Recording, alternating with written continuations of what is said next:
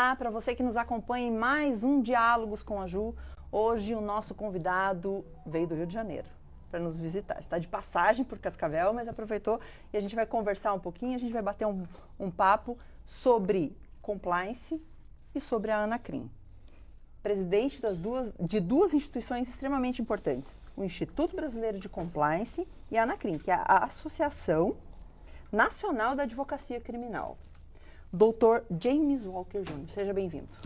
Obrigado, Juliette. É um prazer estar aqui com você, falar com o seu público. É uma alegria estar aqui hoje com vocês, vindo do Rio de Janeiro, de passagem, como você falou, mas fazendo esse pit stop aqui para falar com o teu público, com você, que é muito gentil. Obrigado. Obrigada, eu que agradeço.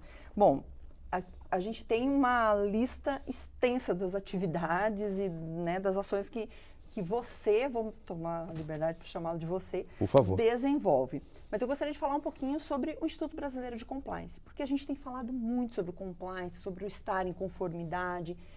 Pegou no Brasil? O compliance já é um caminho sem volta? Olha, é até curioso, não vou dizer que é uma coincidência, mas é curioso você tocar nesse assunto hoje aqui comigo, porque eu vinha para cá e o diretor de um banco do Rio de Janeiro fazia contato comigo, dizendo o seguinte: olha, nós estamos com problemas sérios, porque começamos a operar numa área internacional, um banco pequeno, não é um banco, embora esteja no sistema financeiro nacional, inserido no sistema e dentro do guarda-chuva do Banco Central, mas é um banco que está iniciando as suas atividades e ele começa agora a operar internacionalmente com dólar a cabo, com empréstimos internacionais.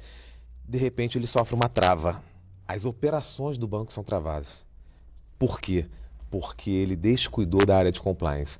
O que você perguntou faz todo sentido, é uma pergunta muito pertinente. Se o compliance pegou ou não pegou no Brasil. Acontece o seguinte: comecei a estudar o compliance de 14, 15 anos atrás, numa especialização que eu fiz em Nova York. E as pessoas, naquele momento, 14, 15 anos atrás, ficavam absolutamente estarrecidas como os brasileiros não conheciam compliance. Inclusive eu não conhecia compliance 14, 15 anos atrás, um pouco antes da AP 470, o mensalão. Então, o que aconteceu de lá para cá?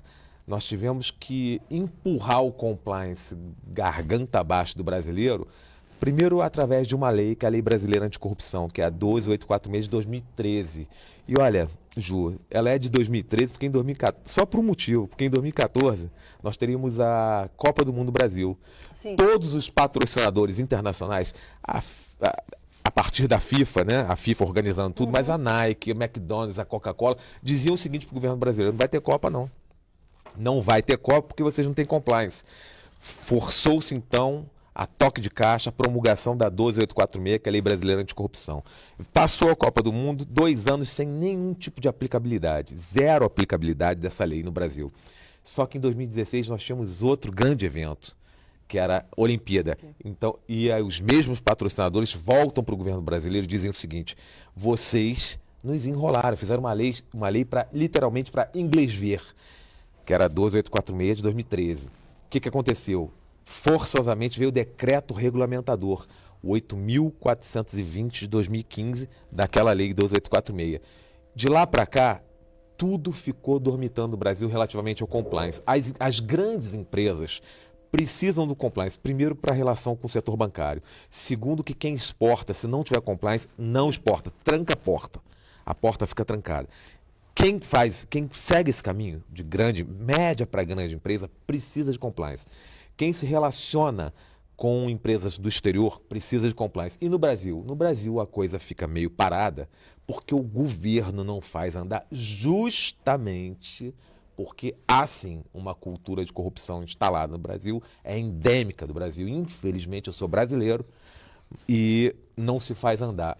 Agora, ao final do governo Bolsonaro, aquele decreto que eu citei originalmente, 8.420, foi revogado, entrou no lugar dele um novo decreto, que essa é uma esperança de fazer a coisa andar, que é o decreto 11.129, falando para o seu público, que eu sei que anota, que é interessadíssimo, 11.129 de 2022, que entrou no lugar desse decreto anterior. Penso que agora as coisas comecem a andar. Para as pessoas que estão nos ouvindo nesse momento, a região tem uma política muito forte de exportação, pautada no agronegócio. Para quem está nos ouvindo nesse momento, qual é o que de prático traz o compliance dentro de uma entidade, de uma instituição, dentro de uma empresa, dentro de uma corporação? Compliance é sistema de gestão de integridade, né? O compliance não é tão somente, isso é um pensamento um pouco lá de trás, do início da ideia de compliance no Brasil, né? Porque eu falei da lei brasileira anticorrupção, que é de 2013, a lei americana anticorrupção, ou seja, o sistema deles de compliance, a lei americana, que é o FCPA, o Foreign Corrupt Practice Act, é de 1977. Nossa. O que acontecia entre 77 e 2013, que lá eles já estavam voando com o compliance, e aqui a gente não tinha nem percepção do que é. Relativamente ao agro, às ideias do agronegócio, aos estados que têm uma pegada econômica voltada para o agronegócio, eu penso ser absolutamente fundamental e inadiável a implantação de sistemas de compliance dentro das estruturas corporativas do agronegócio. Por quê?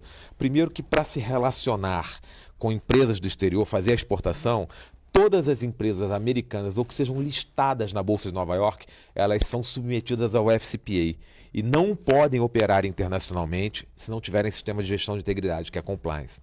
Segundo, que as empresas que abrem ou negociam com capital em bolsa precisam ter compliance. É uma regra do Banco Central americano, é uma regra do sistema de justiça americano e é uma regra agora também brasileira, uma norma brasileira.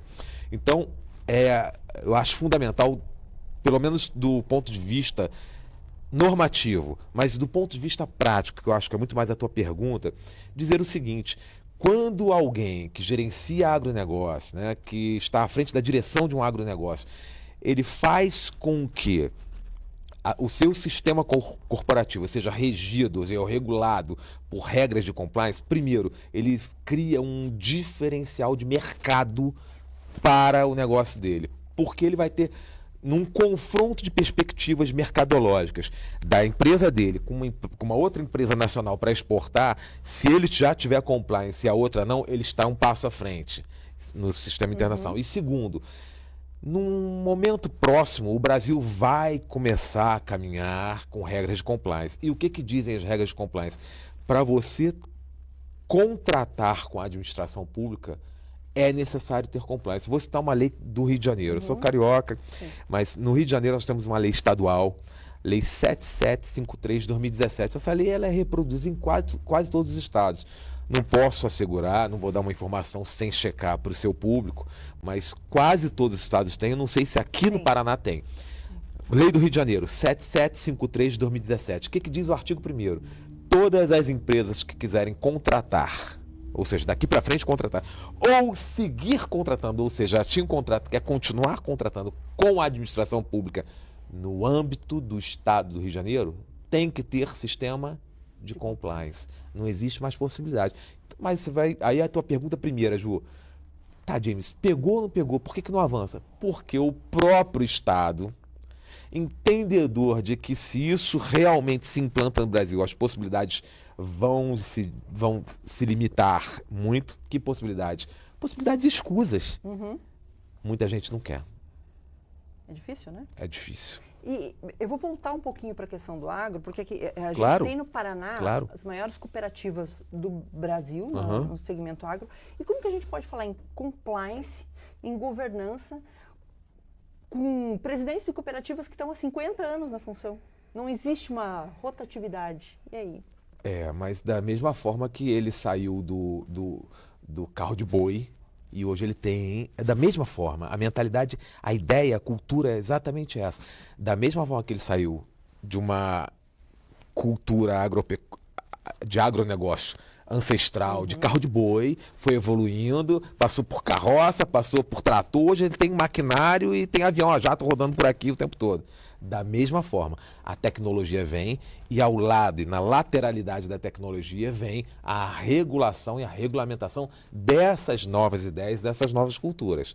Então, falar, por exemplo, para o gestor, para o gerente de uma cooperativa, o que significa compliance para ele, e aí a gente tem que tirar um pouco o peso da americanização, né? Muito termo em inglês, justamente porque tem pouca gente escrevendo sobre compliance, tem pouca produção acadêmica de compliance no Brasil. Eu tento escrever alguma coisa, tem 2 livros publicados na área, eu tento tirar um pouco a americanização, porque tudo now your client, follow the money, é só termo em inglês. Tem que tirar um pouco para chegar mais na raiz do brasileiro, chegar mais dentro do nosso povo. Esse é um fator muito importante, mas assim, primeira coisa que tem que fazer é dar acesso ao conhecimento geral de compliance. Ou seja, as pessoas, é um termo em inglês aí, os stakeholders, aqueles que giram em torno do negócio, aqueles que têm interesse no negócio e querem que o negócio voe cada vez mais. Esses stakeholders, esses gestores que orbitam o negócio, eles têm que pegar essas pessoas e fazer uma apresentação. Muito prazer, eu sou o compliance, prazer. Apresentar para eles esse modelo de gestão de integridade que faz com que eles possam avançar cada vez mais. Vai chegar um momento que na própria tomada de recursos com a administração pública, com o governo, isso vai ser um fator impeditivo. Vai chegar um momento que na própria relação negocial com empresas do exterior, isso vai ser impeditivo. E quando eu falo isso, o que eu quero dizer? O fato de não se ter compliance, de não se ter um sistema de gestão de integridade. E olha, para finalizar essa ideia, sistema de gestão de integridade, eu comecei a falar, mas não terminei, não é só o sistema anticorrupção não, tá? O sistema de gestão de integridade, ele faz um controle de tudo, absolutamente tudo, que não, agora são termos sinônimos, não conformidade ou desconformidade. Eu vou dar um exemplo que o Brasil todo assistiu e que vem de regras de compliance. Na Rede Globo nós tivemos um escândalo gigantesco, rodou o Brasil todo, de assédio sexual. Sim. Uma pessoa teria assediado uma outra comediante. De onde surgiu isso?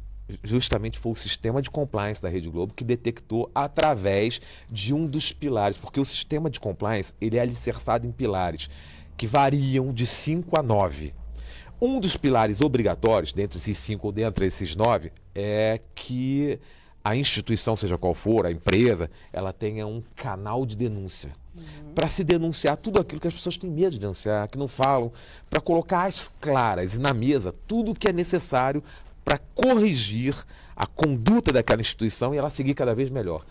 Foi assim na Globo, alguém denunciou, está tendo um caso de assédio aqui, e assim em vários outros lugares. E assim foi na Petrobras, e assim em várias outras empresas.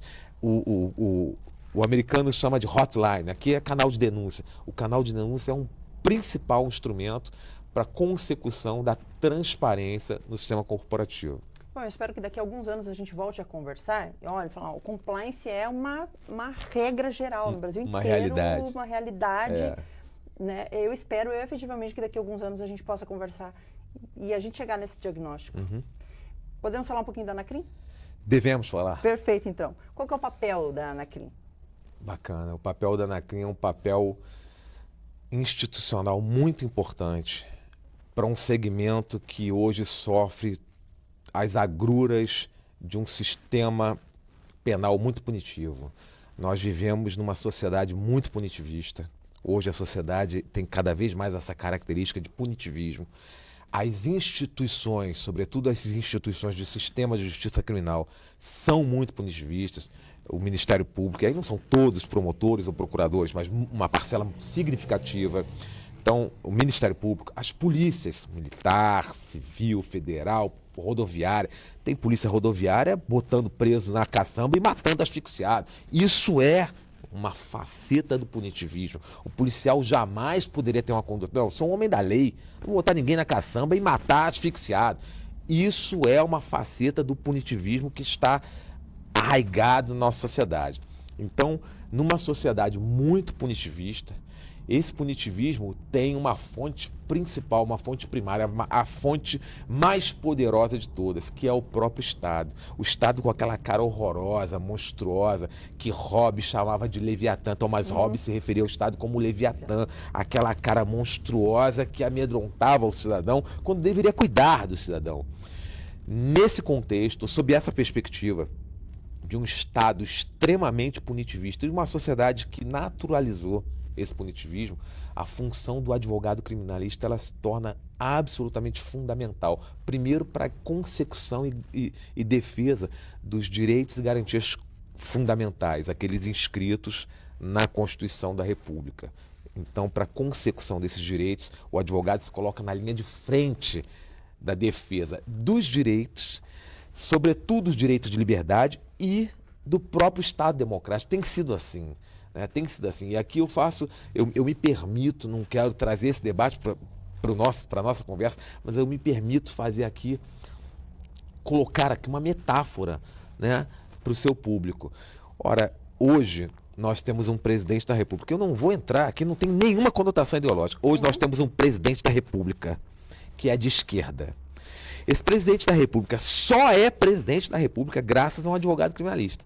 Não fosse, e aí eu não estou entrando na seara se ele é culpado ou se ele não é, mas não fosse a atuação de um advogado criminal para desconstruir tudo que pesava contra ele, ele não teria concorrido à presidência da República. Poxa, então ele veio do Rio para falar aqui do Lula? Não, eu vou falar agora do Bolsonaro. Na mesma medida, há uma série de iniciativas de persecução penal vindo como uma onda lá no horizonte na direção do ex-presidente Bolsonaro. Questões de joias, questões de vacinação, tudo isso ele vai precisar, não é do Superman, do Homem-Aranha, de um médico, ele vai precisar de um advogado ou de uma advogada criminalista. Isso é um direito dele e essas pessoas é que vão alcançar a proteção dos seus direitos e garantias fundamentais. E onde entra a Anacrim nisso tudo? Sempre houve um vácuo de defesa e atuação da Ordem dos Advogados do Brasil em relação à advocacia criminal. Os advogados criminalistas sempre andaram muito sozinhos, sabe? Cada um por si e Deus por todos. E a Anacrim, ela desenvolve um papel institucional absolutamente fundamental de que, primeiro, unir a classe. A Anacrim uniu mulheres e homens criminalistas de norte a sul do Brasil. Uniu efetivamente. Segundo, deu proteção. A Anacrim hoje tem um sistema de proteção que o advogado, se estiver no Acre, se estiver aqui no Paraná, no Rio de Janeiro e São Paulo, se ele tem um problema, ele entra em contato com os nossos canais e imediatamente uma legião de colegas sai em sua defesa. Segundo lugar. Terceiro, a Anacrim abraçou causas de defesa do Estado Democrático, causas no campo institucional, em diversas searas, no STJ, no STF, através de amicus curiae. Portanto, a Anacrim ela desenvolve um papel institucional de defesa das liberdades individuais e do Estado Democrático que outras instituições não tinham feito até hoje. Portanto, ela assume, a partir daí, um protagonismo no sistema de justiça criminal brasileiro que defere a Anacrim, e isso é uma realidade hoje nacional, defere a Anacrim convites para participar de audiência pública, como foi semana passada, acerca da súmula 231, a convite do ministro Schietti, do STJ, da súmula 231 do STJ. Então a Anacrim estava lá, diversas amicus curiae, sendo referenciada e muito bem mencionada pelos ministros das cortes superiores. Então esse é um papel fundamental da Anacrim hoje para a advocacia, para a sociedade e para o Estado democrático. Então a gente deve reforçar aqui que a associação ela está a serviço da defesa do cumprimento da lei, dos profissionais e não de práticas criminosas, né? Porque muita gente vai dizer, mas estão defendendo um bandido, né? Isso tem que ficar muito claro, né, para a sociedade. Isso é fundamental. Da lei, né? Ju, o que você está fazendo aqui é prestar um serviço à nossa classe. Quero te agradecer aqui de público. Essa tua pergunta compara-se a prestar um serviço à nossa classe toda vez que alguém nos dá um microfone e nos permite voz e fala para um grande público relativamente a isso. Hoje o que se faz na sociedade é a comparação, a simbiose, a mistura, a confusão entre o advogado criminal e o cliente, ou aquilo que o cliente está sendo acusado. Primeiro que muitas vezes a pessoa pode ser inocente, né? Segundo que, seja ela inocente ou não, está na Constituição que ela tem direito a uma defesa. E essa defesa é uma defesa técnica, não pode ser qualquer tipo de defesa. E é o advogado ou advogada criminalista que deve desempenhar esse papel, principalmente. Nós temos as defensorias públicas, que fazem um trabalho extraordinário, mas que são muito limitadas, seja pelo número de defensores. Sim. Há estados que até há pouco tempo não tinham defensoria pública. Alguns estados da federação, então, não conseguem suprir essa demanda. E o fato é que o advogado ou advogada criminalista não defende a pessoa, defende o direito de defesa, o direito de ser defendido perante um Estado acusador.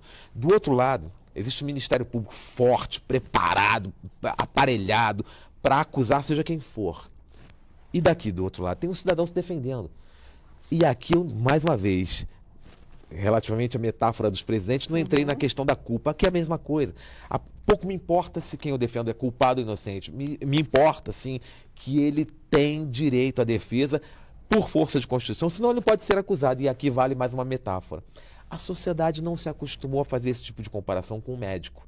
Se um traficante acusado da traficância ali na esquina leva um tiro e vai para o hospital, o médico, sem qualquer problema, ele opera, retira a bala, faz sutura, faz todo o trabalho. Ninguém quer invadir, ninguém diz que quer. Isso é médico bandido, médico de bandido. Ninguém faz isso. Com o advogado, sim. O advogado está fazendo exatamente a mesma coisa. Está dando um tratamento. Um deu um tratamento físico no campo da saúde, o outro dá um tratamento jurídico, porque o Estado impõe que, para aquela pessoa ser acusada, seja de qual crime for, do mais grave crime, ela precisa ser igualmente defendida. É aqui que entra a advocacia criminal. Perfeito. Eu sei que seus horários estão bem exprimidos para que a gente possa encerrar. Tem um assunto que reflete muito na nossa região, porque nós temos a Penitenciária Federal de Catanduvas, que é muito próxima daqui, e tem uma discussão, um debate muito intenso sobre o fim das visitas íntimas com contato físico nos presídios federais. O estado de Goiás passou a adotar também nos presídios estaduais, né? E a Anacrim, ela assinou, né, como amicus curiae, né, uma ADPF que acabou sendo arquivada há poucos dias, porque se tratava de uma portaria e não da lei anticrime propriamente dito, né? A Anacrim deve se pronunciar, ou deve recorrer, ou deve buscar alguma alternativa para essa situação? A Anacrim vai seguir no campo da legalidade, fazendo tudo o que está ao nosso alcance para a consecução desses objetivos, né? Da manutenção da visita íntima, porque é fundamental que a sociedade reflita sobre o que eu vou colocar agora. A pessoa que é recolhida à prisão, ela não é jogada ali para nunca mais voltar. Aquilo não é um buraco sem fim. Ela vai e ela volta. Não existe prisão perpétua no Brasil. Ela vai e necessariamente ela volta. E eu acho que já passou do tempo, já passou do momento de nós entendermos que cada cidadão ele é regido por um estado mental, por um estado psíquico, que deve estar minimamente de acordo com a psique média da sociedade. Nós tivemos um episódio recente, 2 aliás, de policiais entrando em delegacia e matando seus colegas justamente porque estavam absolutamente fora dos seus estados mentais regulares.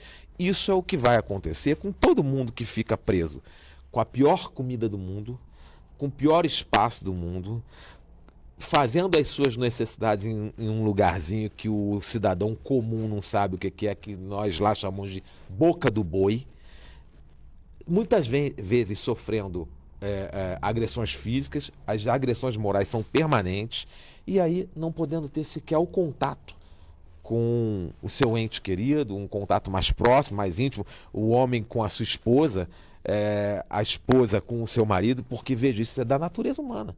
Isso é uma necessidade, inclusive, fisiológica. Não sou eu que estou dizendo isso, é a própria medicina. Homens e mulheres têm necessidades fisiológicas. Então nós suspendemos a necessidade fisiológica daquele cidadão enquanto ele estiver preso por 15 anos. Experimenta suspender também uma outra necessidade fisiológica dele. Beber água, por exemplo. Essa pode, essa não pode. Então, são essas questões. Isso é um recrudescimento próprio daquilo que eu falei aqui no início. A sociedade está muito punitivista. Isso não é impor pena no âmbito da civilidade a ninguém. Isso é vingança, isso é vendetta. Isso é impor uma vingança. Se alguém fez um mal na sociedade, eu quero me vingar, vou jogar em Catanduvas, não vai ter direito a nada, visita íntima, pior comida. Agora, o que essas pessoas esquecem é o seguinte: daquele sobrinho que fumou uma maconha, daquela sobrinha, daquela prima que atropelou alguém e matou. Ou seja, só existe um pecado no mundo que não tem absolvição: o teu, porque para os nossos sempre haverá. Você falou sobre os seus livros. Poderia falar um pouquinho dos 2 títulos que foram publicados, um sobre compliance e um sobre direito criminal? Sim, então, como a gente começou falando de compliance aqui, Foi até o meu último livro publicado, Compliance Criminal, fala do compliance na esfera criminal. Então ele tem 3 títulos fundamentais o livro. Compliance Criminal, lavagem de dinheiro, porque vem como corolário, vem como, né, o rolo compressor que passa no compliance é a lavagem de dinheiro. Quem está na corrupção pega o dinheiro da corrupção e joga na lavagem de dinheiro. Então ele é compliance criminal, lavagem de dinheiro e terrorismo transnacional. Ele é objeto de pesquisa, estudo muito intenso que eu fiz na Universidade de Lisboa, Autônoma de Lisboa, por ocasião do meu mestrado e doutorado que eu desenvolvi por lá. Esse livro tem um prefácio muito interessante de um querido amigo, o professor Geraldo Prado, desembargador aposentado lá do Rio de Janeiro, e é um livro que está em vias de sair já a 2ª edição. O outro livro que você mencionou, que é o Direito Penal Tributário, né?